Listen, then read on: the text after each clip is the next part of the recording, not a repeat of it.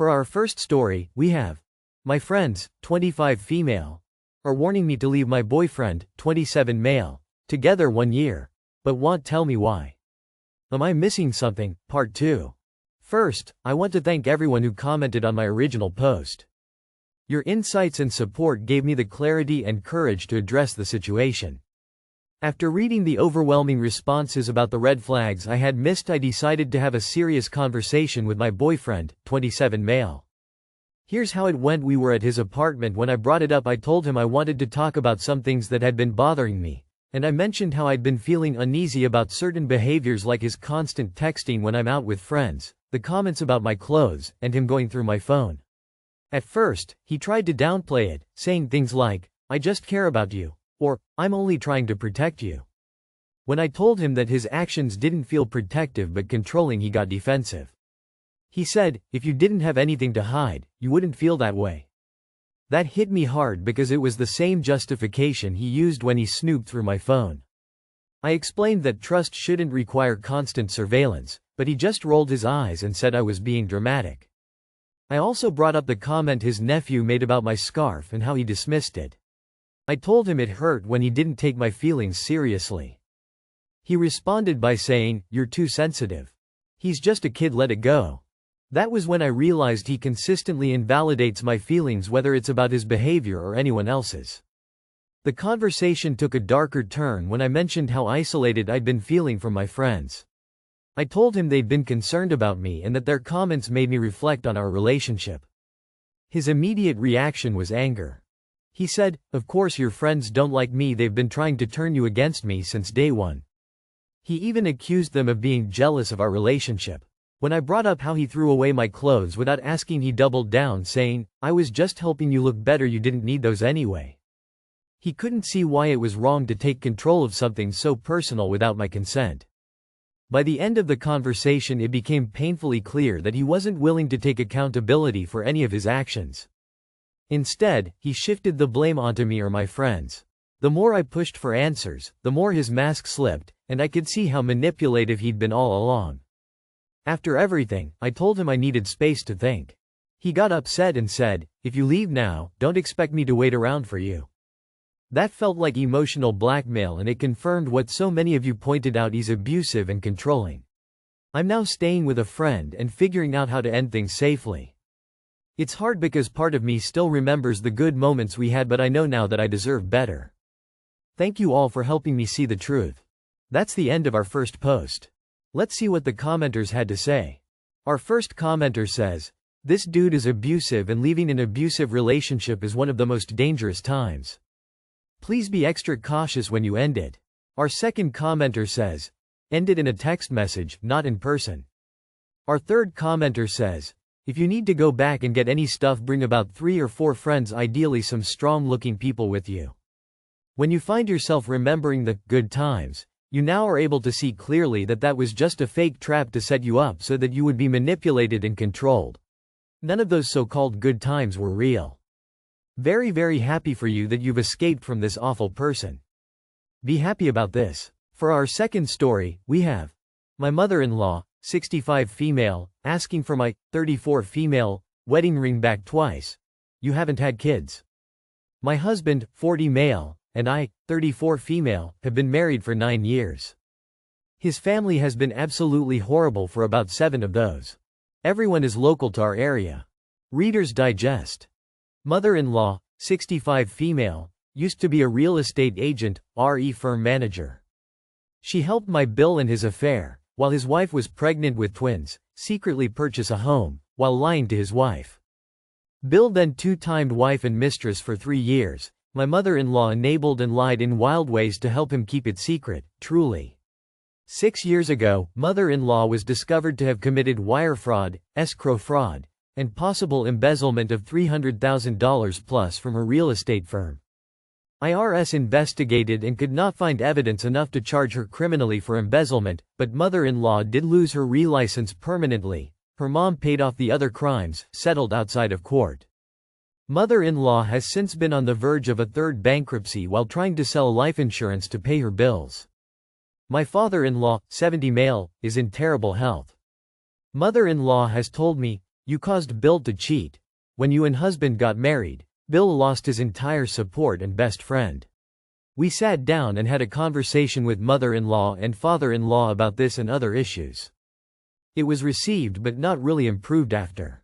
Husband and I did marriage counseling 4 years ago to figure out how to save ourselves from this insanity. Decided to see them 2x a year, basically Easter and Christmas, Thanksgiving at most. He's in therapy weekly now and recognizes the toxicity. 3 years ago on Christmas, we had mother-in-law, father-in-law over for Christmas.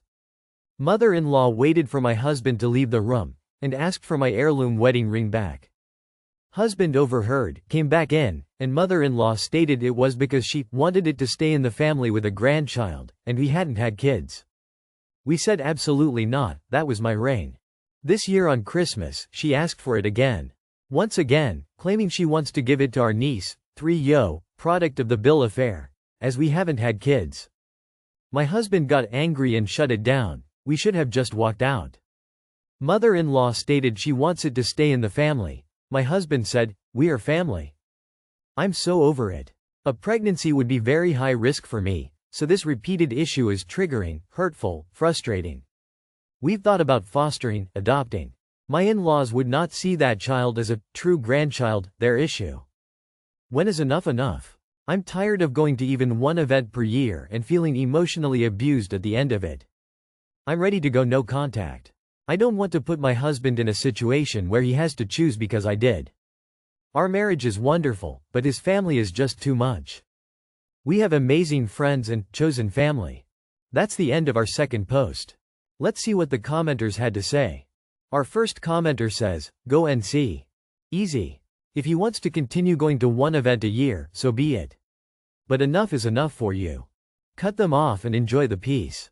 Our second commenter says, "Greater than mother-in-law has told me, you caused Bill to cheat, when you and husband got married.